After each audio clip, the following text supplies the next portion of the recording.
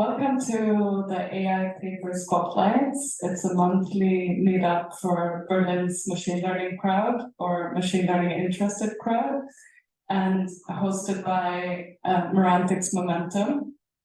My name is Alma, and I work as a machine learning researcher at Merantix Momentum.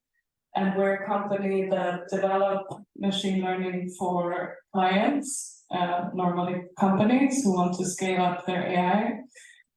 And we also have a research team that work on applied and also some foundational machine learning research. So it's great to have some fellow researchers up here. We have a crew from Continental, also members of the AI campus, which is great. We have Georgii, Moussa, and Christian, all PhD students working in Continental's AI lab, and they will be talking about improving confidence in AI for autonomous driving. So that's really exciting that we have actually 3 talks here today. And I know this crowd a bit by now, and I know that people usually have a lot of really interesting questions after the talks. So since we have 3 speakers this time, we're going to have to compress the question sessions a little bit and try to do about 5 minutes of questions after each talk. Then afterwards, the speakers have kindly agreed to hang around for a bit, so you can also come and attack them with your questions. Also for the online crowd, there will be possibility to drop questions in the Zoom chat, and I will monitor them. So you're represented as well. Anything else? Should we kick off? Any questions now? No?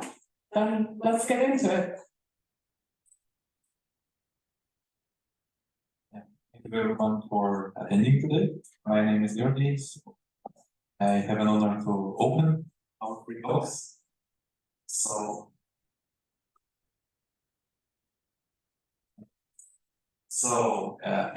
Here you can see the agenda for today. So first I will shortly introduce our lab. And we have 3 talks on each of the participants. So first is more on explainable AI topic about the comparison of semantic comparison of neural networks. Next talk is about object detection and uncertainty estimation of facial detection. And the last one is about knowledge integration into the prediction of trajectory for autonomous vehicles. So, our lab here in Berlin is, I'm not sure if it's quite young because it exists already for 2 years. There are around 25 people planned until the end of this year. And so, we are basically cooperating with different universities, also authorities from Germany and other companies. And mostly we are doing research funded by government and also taking part in projects, for instance. So that's the activity of our lab, but we also try to somehow produce knowledge for the scientific output which can be utilized by our company in future. So you can see on this slide just example of several projects we are taking part in. I won't be going too deep into details, but mostly our research interests are robotics, explainable AI, autonomous driving, object detection, similar topics. And if you have questions, you'll have possibility to talk to us after this presentation, or also to our colleagues and explain more what we are doing. So, I will start with protocol, which is mine. It's interpretable comparison models or semantic comparison models, because we want to compare existing models, not only using some default methods like in-arrow precision or identifying probabilities, but we also want to add systematic interpretability and select more explainable models for the use in autonomous driving. And this is basically dictated by industrial standards and legal acts. So idea here was to create architecture agnostic methods for the comparison. And we developed two methods, one is supervised and another is not supervised. And we also studied several models using this. Just a short overview of basics which was used in this work. So for the semantic comparison here is a so-called semantic concepts. And these so-called semantic concepts are some representations in the latent space of the model. So we are starting this representation, and they are vectors in the feature space of model, which basically map some input part of the input space. Basically, if you're talking about images, it's just the example here. See, and parts of objects, or it can be some more low-level things like textures or colors. And basically, these concepts in the feature space are having the vectors in the feature space having the direction of the notion or this concept, which is understandable from a model, and we are trying to find some mapping for human understandable and machine understandable. One of the typical ways to extract content we are just creating linear classifier in the feature space, which is trying to separate the feature space into concept related and concept unrelated samples. And the vector which is describing separation hyperplanes basically called concept or concept activation vector. For the comparison, we used a direct approach of comparison. So we basically compared how our samples, how different are attributions of this concept. So basically we can compare each sample with concept and evaluate the attribution value. How different samples and different concepts react with each other. And using concept division in two different models or two different layers of the same model to estimate the kind of similarity inside a model or its two layers.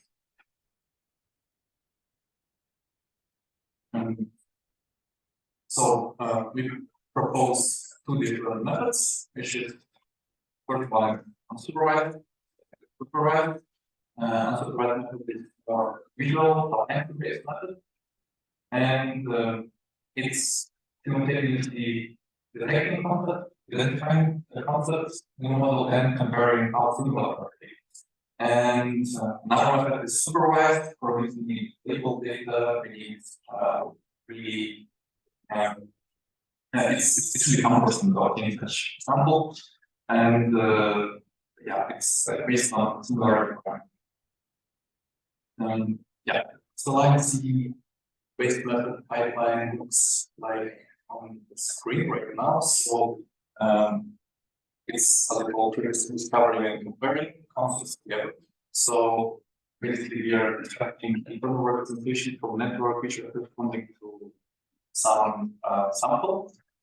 When we are evaluating attribution in this talented-based method, we can also think visual representation or attribution of this concept which can be mapped to the input space. And comparison metric is intersection over region, which is quite standard. And this intersection over region allows us to compare two different concepts in one or different model in different layers. In case of ranking-based, we are comparing latent spaces, the latent spaces with provided content. For this, we are using our concept vector, which was trained on linear classifier, as I told before.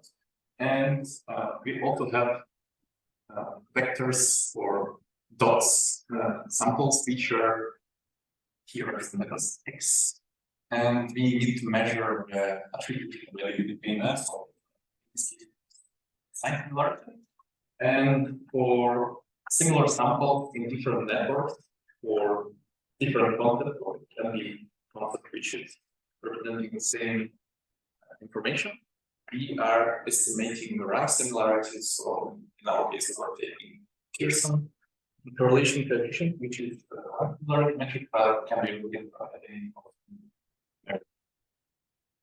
And basically, this method allows to compare latent spaces around to a given concept. Experimental stuff is even experimental stuff is and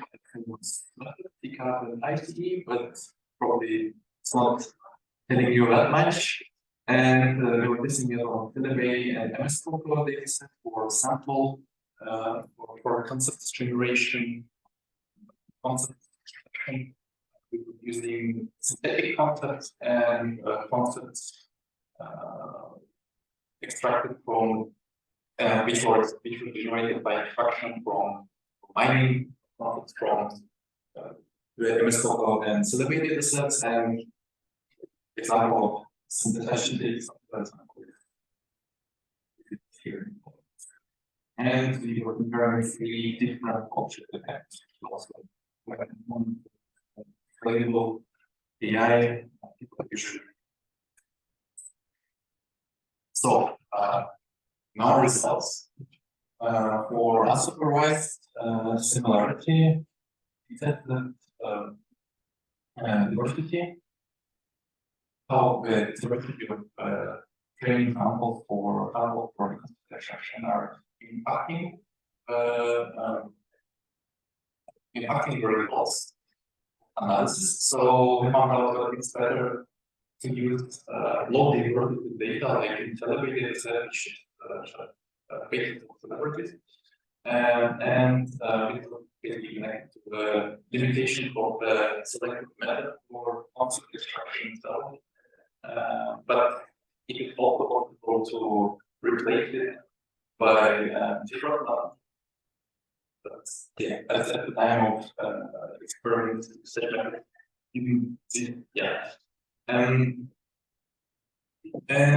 So for both these, we were able to extract concepts related to human body parts or human body feature. Personally, we're also looking like heat maps. For instance, for Philibay, you can see what these time layers do, but one-to-one correspondence for each one. So these layers are basically so that's cross communication of similar layers. We can find out which layers are very similar, which are not very similar. Because in some cases, if we extract some X number of concepts, we can have certain concepts may not have any corresponding concepts in different layers, and in some cases, concepts may take just too much space in the input space, or may be similar to several concepts from the other layer. And this is like the ideal case of one-to-one correspondence where we have this diagonal issues telling us this layer could be different networks with similar. When we made the estimation of relative content probabilities, so as a result, we're using intertextual reunion and inspection reunion using binarization. So for binarization, we need to set up some threshold. And when we increase the threshold, area of the concept is decreasing. So if the concept is very robust, it's very highly activated, it will be still staying in the liquid space. It will be still visible. And by increasing the linearization threshold, we can find really robust concepts. And yeah, as you can see, that all time concepts are robust and playing similar, but means that in these cases, these concepts, properly learned the network. The next experiments were unsupervised similarity metric, supervised similarity. And the main finding was that semantic similarity or the semantic information is depending on the, of course, relative layers that this network were trained on the same data. Models were trained on the same data, and so this metric was proving with how semantic information propagates via the network. And yeah, you can see what there is a diagonal here, which is corresponding to the points highest semantic similarity inside of the network. And so the depth, the relative depth of all networks. Here are all the convolutional layers. This is the from left to right. So convolutional layers, they all simplified. We can see what these diagonals visible, which also help.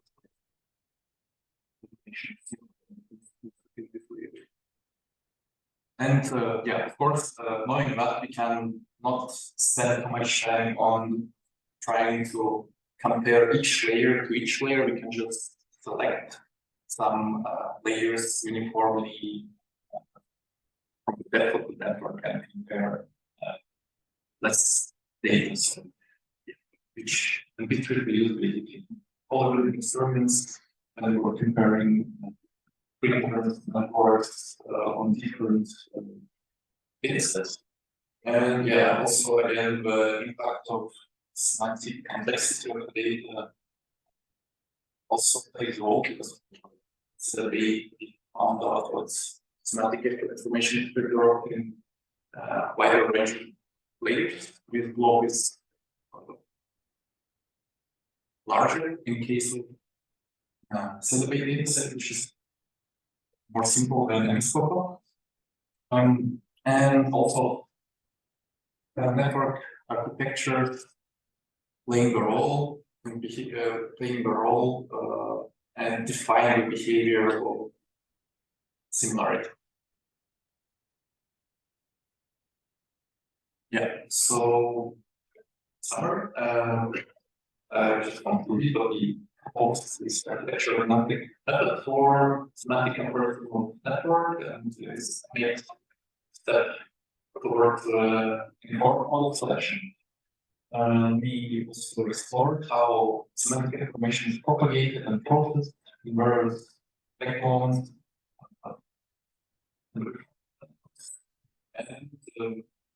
And we discovered that semantic information complexity or semantic information depends on the relative depth. So in the future, we are planning to extend experiments further, architecture for neural networks, and also try to use it for different visual patterns, segmentation, using different data, not only RGB data, but speaker data. And also alternative methods for classification are also used. Actually, in minutes hearing every day. So this concludes my talk. If you have any questions, you can ask after or a different topic.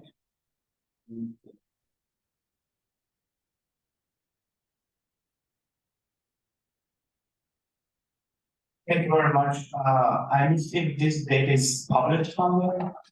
It will be published. Here. I think it's on, but you have to run it up. Yeah. Okay, so this research will be published in the proceedings or XML, like this in particular will be WordPress or Sigma. So, but currently you can access it on our site. Okay, I will ask. Okay, but that was not a question. If I may ask, I probably missed this part. When you compare models and you say concept, what is the concept? So, so my concept is basically anything that can be described by word or phrase. So, for instance, what we're showing here, reflect with the concept, and like for our humans, we are presenting things in I don't know, in some kind of way that we are not thinking about that network needs to identify some particular features to make a final prediction. And these particular features, we can classify them particular features, and the semantic abstraction level is growing of the network. So basically, if first layers are detecting very simple concepts like texture, color, some simple shape, the deep layers of network are already detecting object parts or all objects. And this is basically how it works. And this whole concept, I guess, is also taken from philosophy, and or psychology. And this functional concept is widely used in explainable basically, and we are trying to find some kind of numeric representation of the concept inside of models. So each layer may represent it differently, each model architecture can represent it differently. So for this, we need to find some kind of numeric representation. It can be one neuron or it can be a vector in which model is.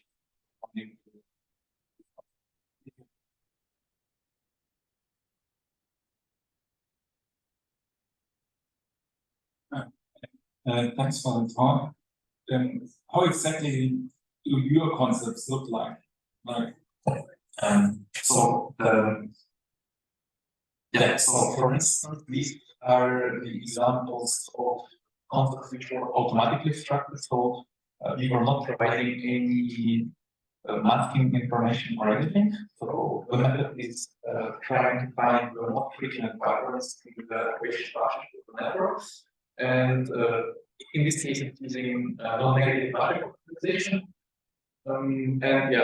If we are able to extract this vector, then we can multiply this concept vector, which is representing by activation of the sample, and also we need to squeeze everything across the channel dimension, and we will obtain 2D map, which is basically representing the concept. In our case, concept is looking like vector.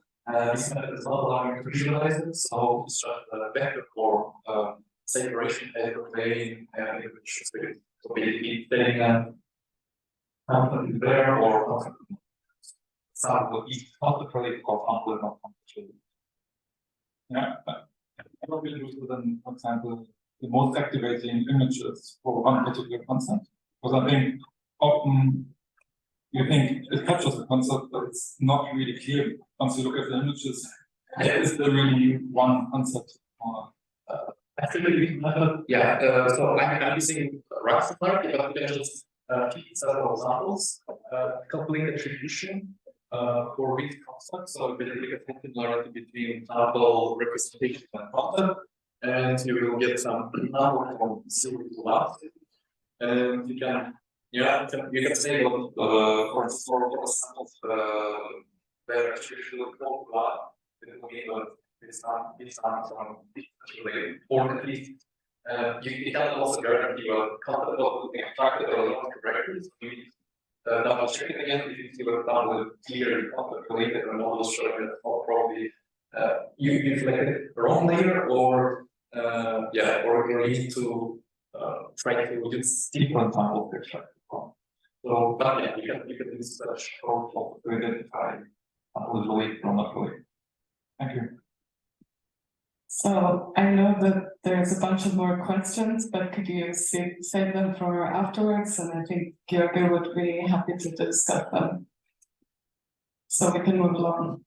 So yeah, my colleague will take over the presentation, present talk on estimation of uncertainty. Thank you very much, Georgii. That was a really interesting presentation.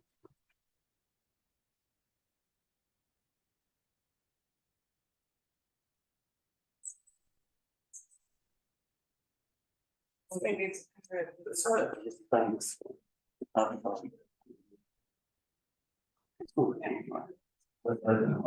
everyone, a warm welcome from my side as well. When you told me today to get used to it myself. Very good. So, my topic is basically, as you can see, localization uncertainty. I don't need to moderate it much. I think as you are already here, you know the importance of the topic, particularly for object detection, where you have absolutely no confidence in the localization. So usually you will just get a bounding box. And this work's main purpose was to actually get also a confidence interval similar to what you get for the classification score, also for localization. So to moderate you take with me, at the end, I'm gonna start with the result.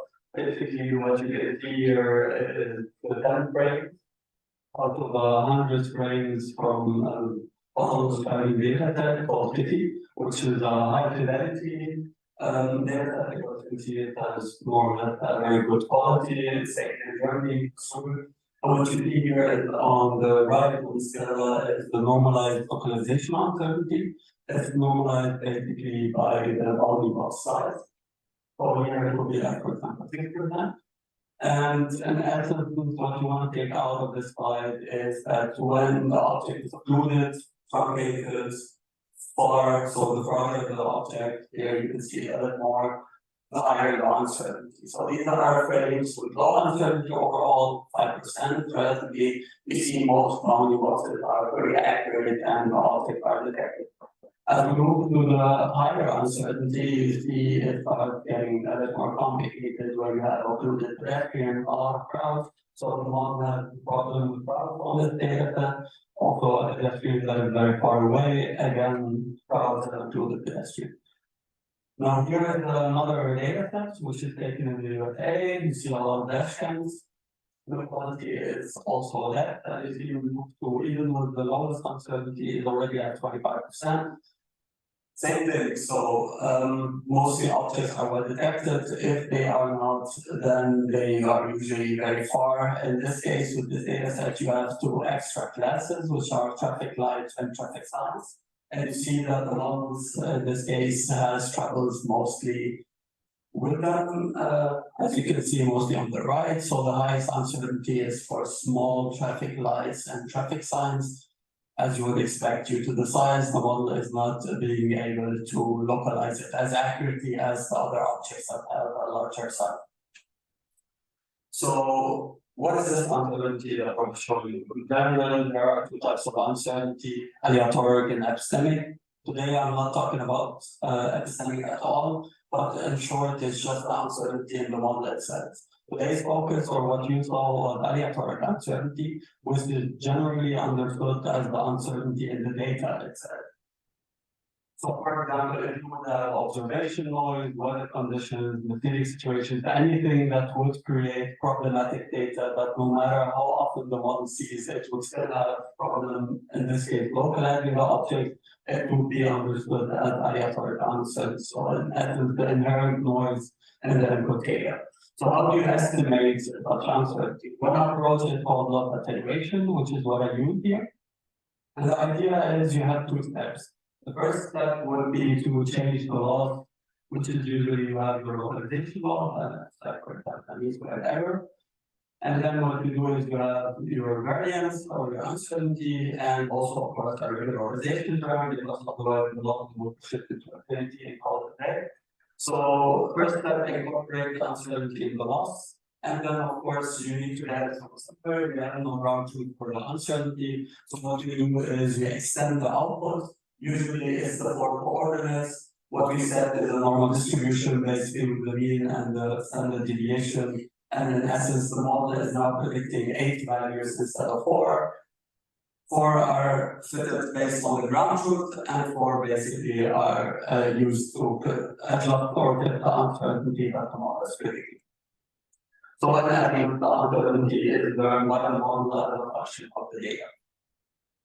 Now, so I was defining this overcoming some limitations. What are these limitations? The first limitation is in this case we're using an anchor-based object detector. To those who are not familiar with it, it's a one-stage object detector. So the image is given, there is no region proposal. Basically, your feature map is split into grids with sizes basically on each grid depending on the feature map type. And on each of these cells, as you can see, there are predefined anchors with different scales. And what happens during training, or also like during the data lake, your ground truth would be assigned offset that are all relative to the anchor itself. And then during post-processing, you would have, so once you need actually predictions on an image, what you would have are these equations that would transform the offset here, the x, y, w, and h hats, with the anchor coordinates. And then eventually you get the default output that is relative to the image itself. So the first problem was, usually you would have these kind of values for the literal flows for the offset, but instead what you have now is a normal distribution over these offsets.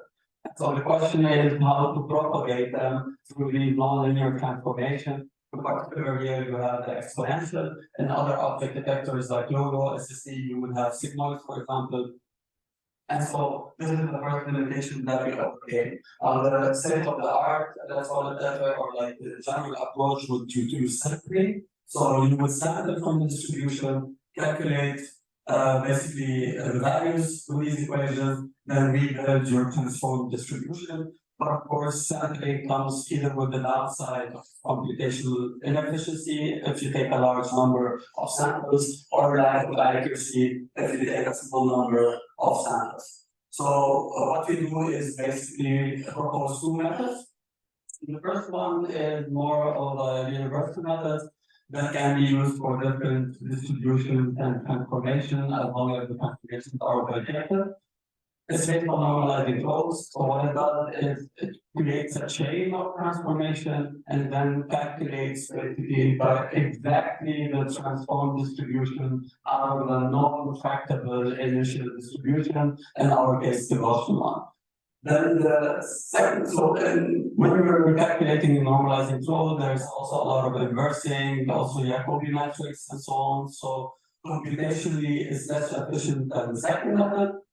And the second method is an estimate only for the case of a normal distribution and an exponential or more transformation. And the idea is that the exponential of a normal distribution is a log normal distribution, and the mean and the variance of a log normal distribution can be calculated directly.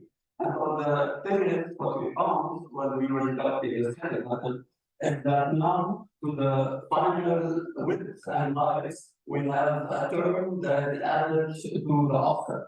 But during training, the model is only fitting the units of the width and the height without these factors. So now, since these factors are always positive, you have an enlargement of your bounding box that automatically that isn't considered during training, and of course you will lose accuracy.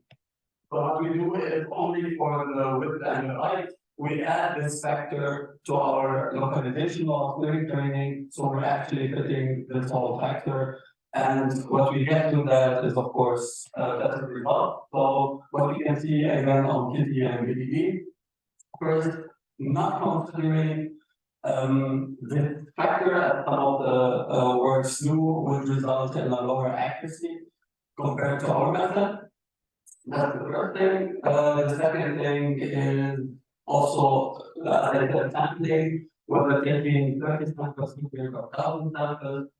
our methods are still more accurate as they are both exact, so there's no approximation happening.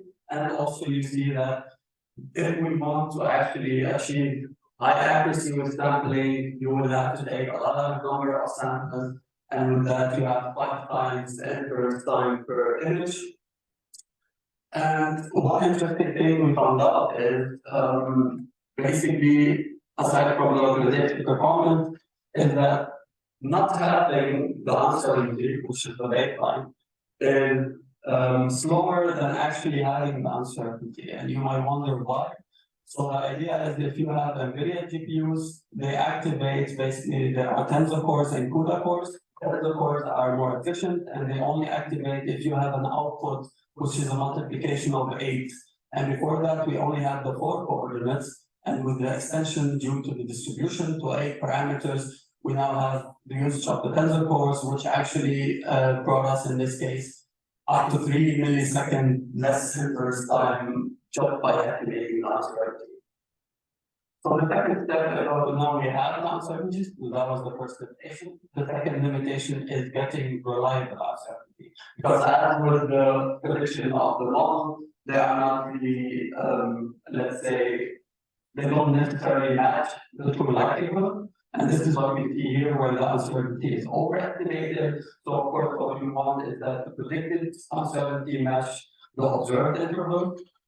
And for that, first we need to apply the prediction to the ground group, which we do based on the mean squared error, which is the localization loss we use. The second step is calculating some of the calibration methods that are also particularly embedded friendly because in the field of autonomous driving that's of large importance. And one is the automatic regression, so we just very or fit an automatic function. In this case, we evaluate how would it work if we compare the standard deviation that is predicted by the model to basically the residuals, so the actual difference between the predicted coordinates and the ground truth. And we check if we have a model per coordinate per class or per coordinate per class, how would that affect performance. Then the second method, which basically we have optimized one factor, so we scale the uncertainty. Again, relatively to the residuals, and in this case, we do it done based on the negative block likelihood, which is the loss function that we used initially. But what we do is directly the root mean squared error or absolute error or any distance metric to scale the uncertainty to match the protocol. But the biggest importance here for autonomous driving particularly was relative calibration. And the idea with relative calibration is that if you have a small bounding box for an object with an uncertainty, let's say of this coordinate plus minus 0.5 pixels, it should be proportional to a much larger object as it can deviate more and still contain the object pretty accurately with 10 pixels, for example. And for that, when we're calibrating and also when we're evaluating the uncertainty, we actually normalize it based on the width and height, depending if it's the uncertainty and the y-axis or the x-axis. So, as I mentioned, the uncertainty is calibrated. You see, plus minus sigma should contain an average 58% regression distribution. We already have 99%. After calibration, we have a much closer to our Gaussian distribution. Then we show an absolute, our losses to optimize the factor, the failure factor, obtaining much better calibration error in this case. But of course, not as good of the negative calculus, since we are optimizing this metric directly. The second point is with these atomic regression per coordinate and per class, so separating them obtains or results in the best accuracy in calibration or the best results. And then, as I previously mentioned, so we assume that relative calibration will help with small objects, and that's the case, as you can see, basically in comparison to the absolute calibration, we are 5 times less in comparison if you take the difference between large object and medium object, which are basically split based on their area. And that is pretty much on the reliability side. So now we have uncertainty and we also made it more or less reliable to be useful. The question is, what can we use it for? And for that, we create lots of language. First thing, the localization accuracy. What we see is that the lower the localization accuracy, the higher the uncertainty. Same thing here, the higher the IU, the lower the uncertainty. So we estimate that the model can actually predict the uncertainty that correlates with its own performance. Second thing is area. Why area? Because we're talking the whole time about the distance of the object and the area. Is basically we assume that if the object is far, its area gonna be smaller.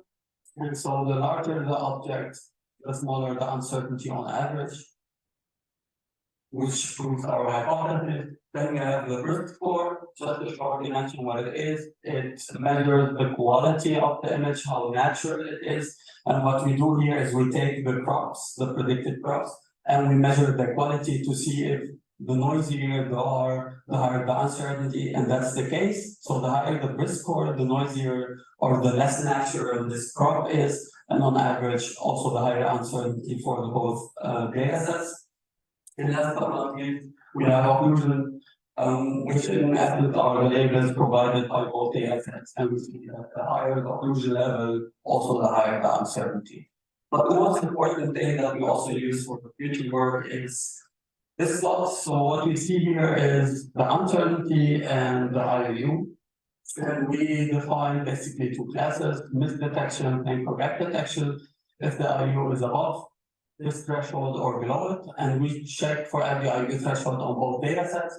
And what we find is on average, the uncertainty of misdetection is actually higher than correct detections, which insinuates that we could eventually detect when the model is mistaking basically based on the uncertainty alone, which also not only is for localization, but even translates to classification. So the localization uncertainty of misclassification, so false positive, is also on average higher. So in essence, there is a possible threshold here with the uncertainty to detect failures of the model, but of course at a certain price, because we can see a lot of overlap. So in summary, I hope you still with me. Just to recap, we have lots of information in attention there, which is an anchor-based object vector, we create localization and inference time. So basically no drawbacks. So having the uncertainty, then we exactly define two methods to do that. And extend calibration methods for localization in this scenario, and also investigates what can we understand under the uncertainty. And that brings me to what we worked on since the publication and what we're working on. So first thing is enhancing the object detection safety. I don't want this basically, the slide that I showed before, for example, detecting failure cases and see to which extent can we use the uncertainty for the tuning. Also, investigating more uncertainty types. So I mentioned initially that there's epistemic uncertainty. So all those, the two uncertainties work together, and how can we use them to create more safe object detection or safer one? And then also this was all in the same domain. So the question is, how does it translate to different domains? And if there is also adversarial attacks, domain shifts, how do the uncertainty qualities still evolve? With that, this is the markup of the paper. If you're interested in checking it out, I will take your questions, and thank you very much for joining us today.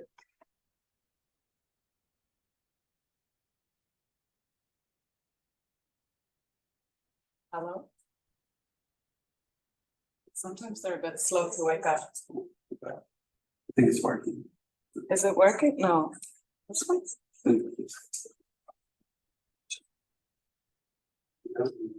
Right. I don't have a question. I think we can. Let's start from the very end. Yeah. All right, we're good. Thank you. Got a lot of math already. Why do you think uncertainty is so correlated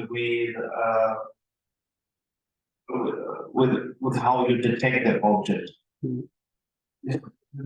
No, your question makes sense. So, I think what you're asking me is why does the uncertainty correlate exactly with how the model is predicting Yeah, how localized. Yeah, yeah. So you can extract that basically from the method we use. So because we use a method that exactly enforces that, is what you get in that. So the method we're using, the first, is what I showed you, the two steps. So the changing the loss and predicting the A values. What you're doing in that loss is, let me go back to the slides. It's gonna be,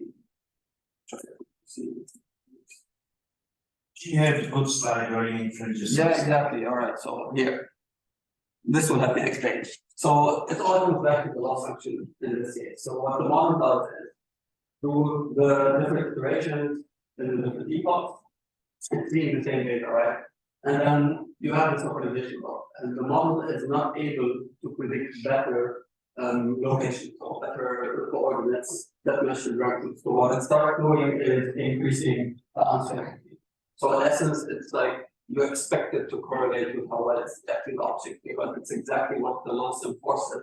But of course, with a regularization term, otherwise, as I mentioned, the uncertainty would go to infinity. So the model is allowed to say, hey, I'm not being able to detect this object no matter how often I see it, so I'm going to raise my uncertainty a bit in a controlled way to have some meaningful uncertainty. So that's pretty much it. And then you. Thank you. Okay, and one more question. Thanks for this slides. I have a question like now you're predicting distribution parameters. That means you need to sample, yeah? And how are you sampling during testing and accumulation? So what do you mean with sampling? So I have no sampling whatsoever in the whole pipeline until I get here, the one I showed, I still have no sampling. So if you mean in this case that I have a distribution here and I want the values out of it in that sense, so you don't sample because in essence you have for each coordinate a distribution. Yeah. And so the mean would be in that case the coordinate that the model is predicting. So even if you dismiss the whole uncertainty, if I understood you correctly, and correct me if I didn't, you would still just have the coordinates based on the mean. And then the only place where we would have had to sample was what I showed basically here to get through this exponential of the distribution. But this is basically the biggest contribution of our work is that you don't need to sample, you can directly calculate it in this case. Does it answer your question? All right, thank you.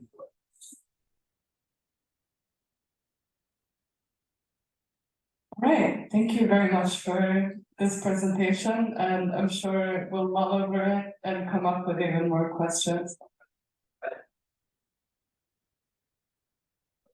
Thank you very much. Yes, so I will skip to my slides. Takes a while. I can't spare you completely of math in my presentation, but I try to keep it to a minimum. And like my colleagues, I presented this paper at the ECML 2 weeks ago. It's about informed bias for knowledge integration and trajectory prediction. And what we did in this paper was we developed a probabilistic informed learning approach to integrate prior world and expert knowledge into deep learning training. And we applied that to the trajectory prediction and autonomous driving, showing substantial improvements in performance and data efficiency. And before I jump into the details, let me quickly motivate the problem. And autonomous driving is an excellent example for the motivation because it's a highly imbalanced domain, which means we have a heavy and long tail of possible scenarios occurring in the real world. And these scenarios are usually impossible to observe or highly costly to observe. And at the same time, it's also safety critical, which means we have high costs and risks associated with the performance in these edge cases. So imagine these scenarios with near collisions. You want to perform very well in explicitly those edge cases. And if you look at public data sets with 100,000 samples, you at most have like 10 near collisions in them. So this leaves us in an awkward position with our data-driven deep learning models because they become very brittle with this sufficient data. You have the same problem in other domains, in the medical domain, bio domain, and so on. And luckily for us, in autonomous driving, we have also lots of prior knowledge available, which we can use. And from this paradigm of informed learning, we try to explicitly integrate this prior knowledge to enhance the robustness and the performance of our data-driven models. And when we talk about prior knowledge, we have to differentiate between these two types. First, we have scientific knowledge, which is basically verified. There's zero exceptions, like the physics of motion. And you can use them to use this kind of knowledge to directly reduce or verify your problem and solution state. So under this headline of physics-inspired deep learning, there's already a lot of prior work, and people integrate that into the representations or in the architectures, for example, of graph neural networks, or in constraint optimizations for deep learning. The problem with these approaches is you can't directly apply it to work in expert knowledge, at least not one-on-one, because work in expert knowledge is usually formulated as an expectation. So vehicles usually drive on roads, so vehicles should comply to speed regulations. From your everyday experience, you know, people do not always comply to regulations.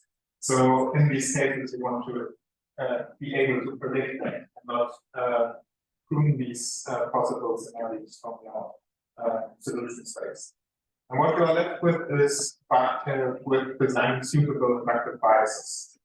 And there is considerably less prior work on that, but we can start simply by formalizing the concept of an inductive bias in a Bayesian framework, where we have basically learned a posterior weight distribution given some observational data DO and informative prior P, according to bias rule. The problem is, of course, where do we get this informative prior? And there we have the idea to leverage the already available map data we have in autonomous driving. Basically cheap because it basically has no cost. You can use this map data, for example, in the public data sets like Newscenes, Waymo, and so on. And you can generate sets of positive trajectories, for example, for this drivable area. Encapsulating your knowledge that vehicles should usually drive on the road. And then you can train a variational model according with an initial non-informative prior. And the resulting posterior weight distribution you can then use as a prior weight distribution for the training on the actual observations.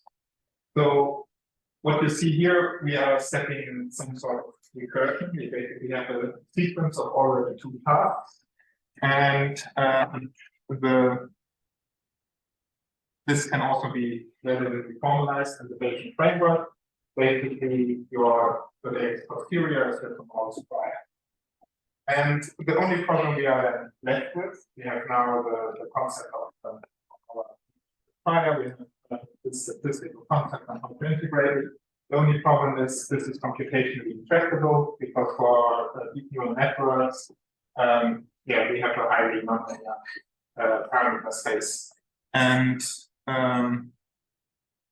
here we can basically leverage the rich toolset the continual learning community already developed. So there are a lot of different methods to approximate this recursion. And you can, for example, use generalized variation continual learning.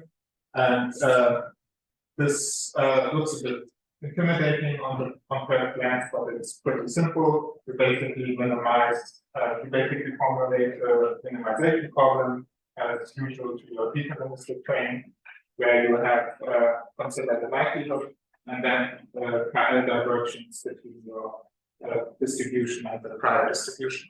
And in here, we project the family of weight distributions to the family of Gaussians. So this simplifies our problem quite a bit. Now we have the mean and the variance for each weight of our network, and we can solve at each task the learning problem. And this setup offers quite some flexibility. We can imagine to create pipelines of synthetic and observational data, where the synthetic data incorporates different sources of prior knowledge, where we have multiple data observations and so on, and create a single informed learning model. And in contrast to much of the prior work, we have the advantages of actually being able to consider multiple prior knowledge sources, and that we are pretty agnostic to the different kinds of architecture or representations we want to use here. And as long as we can map the knowledge to our synthetic data set. And for example, one problem in the autonomous driving problem domain, a lot of colleagues in the logic, for example, have, if you have conflicting rule sets in the traffic regulations, for example, this is difficult to solve in the logic itself. And you could formulate two different tasks for these conflicting rule sets, and basically solve this rule conflict by conditioning it then, or then the joint probability distribution conditioned on the data, assuming that people on the road reasonably solve these problems well. So now that we have the idea, have the concept, how did we evaluate it?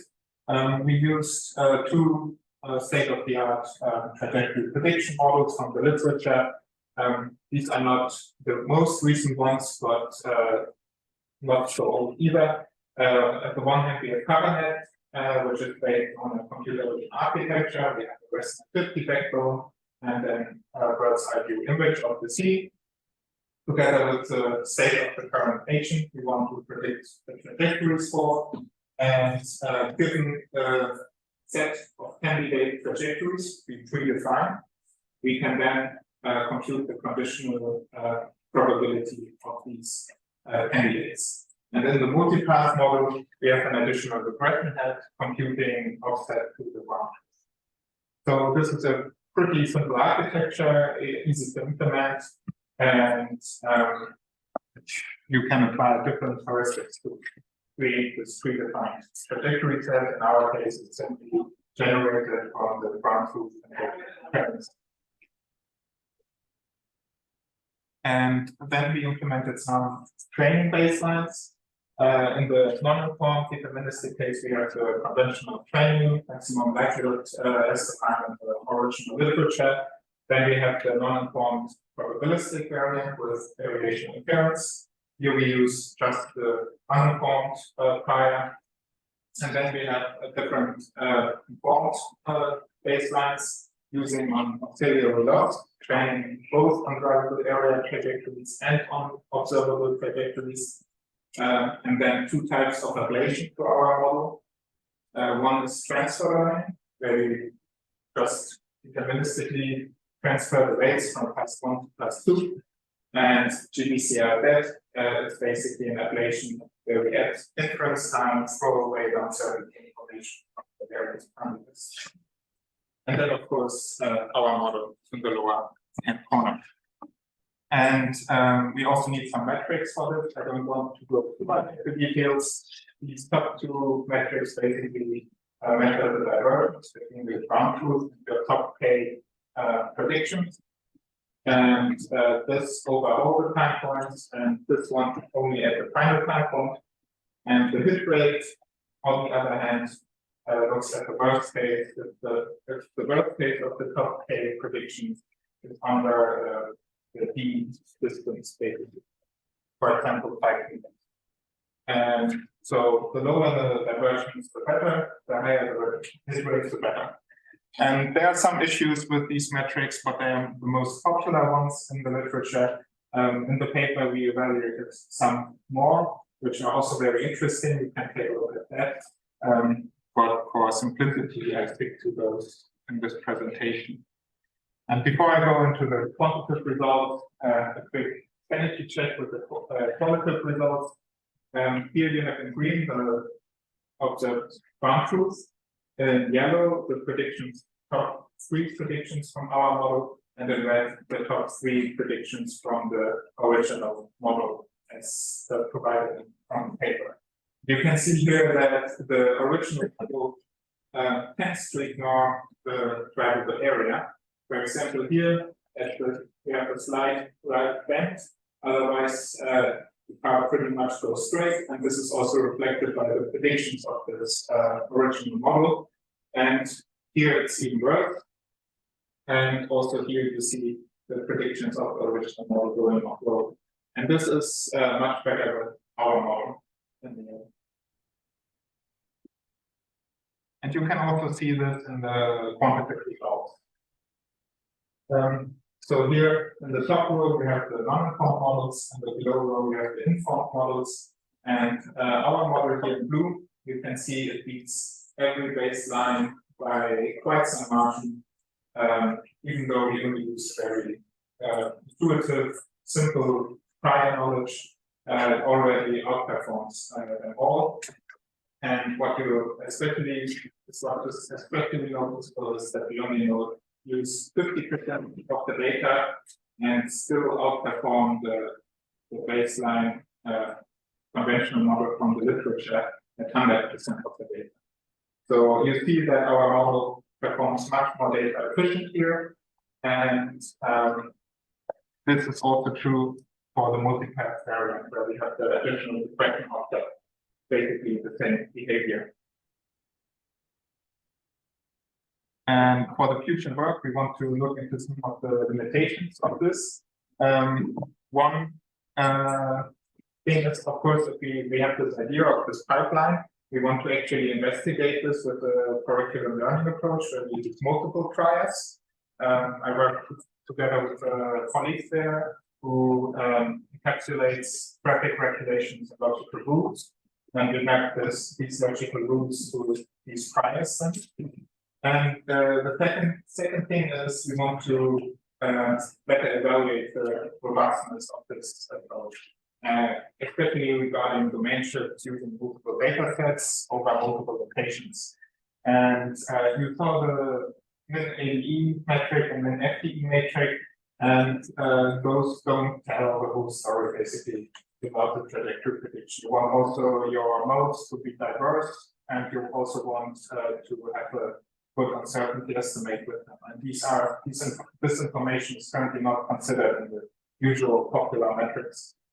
And the third thing is we currently use a full variation model, so a distribution over each weight of the layer. And you can imagine that is computationally very ineffective. And what we want to use is some subspace approximation methods. For example, in the last layer, going to a kernel, for example. So the feature expector is basically a deterministic network, and the last layer is a kernel, delivering the same possibilities for regularization and so on, but requiring a bit adaptation to the continual learning methods. Yes. So that's my talk in short. If you have any questions, feel free to ask, and I'm happy to answer.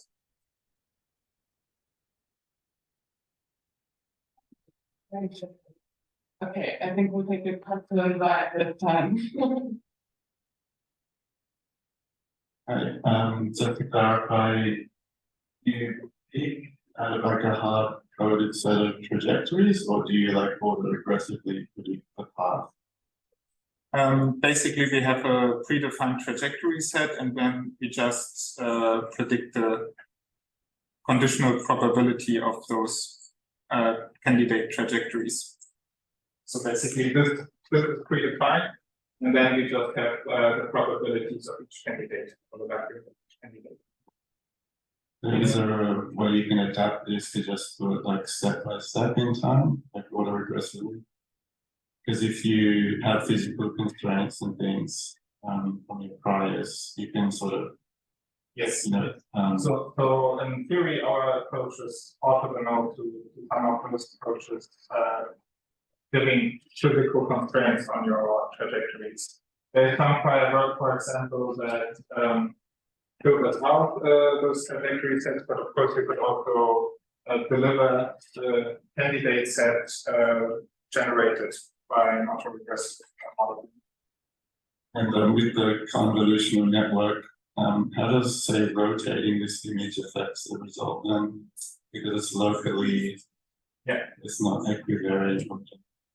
These input images are all normalized and rotated to have the target patients for which we have to predict the trajectories basically at coordinate 0, 0 with the direction of the target beam going upwards. So these are all normalized. All right, one more question.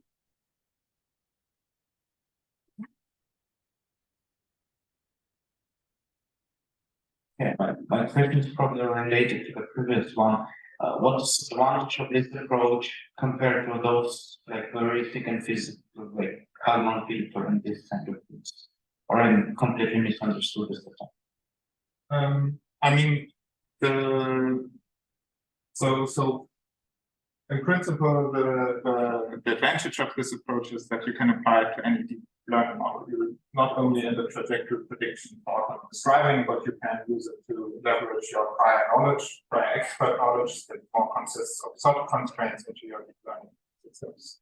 And especially in the trajectory prediction, you mostly consider encompassing problems with kinetic models or physics models like counter filters and difficult scenarios where you have a lot of interactions or difficult growth topology, and there they tend to fail.